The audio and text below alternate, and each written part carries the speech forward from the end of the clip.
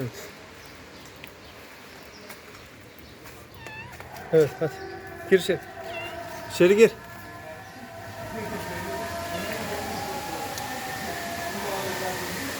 Hadi içeri gir. Hadi güzelim benim. Yuvası bu hale geldi. Kendisi de kuru. İçeri mamasını koyduk. Islanmasını bir nebze önleyelim dedik. Şimdi yuvasının bozulmasın. Devamlı içeri göndermeye çalışacağım. Hadi bakalım. Evet, hadi. Benden kovalamaç oynuyor. Evet. Tekrar onu içeri. Evet.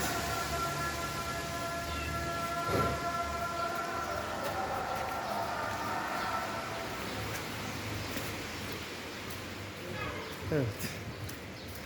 İçeri sokabilecek miyiz bakalım.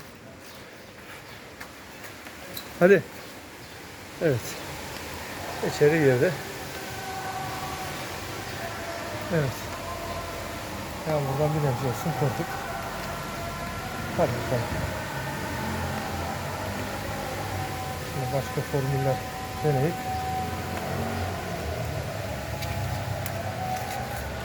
gördüğünüz gibi yuvanın önü kuru. Benim flaş açık olması nedeniyle evet güzelimizde arkada görünüyor.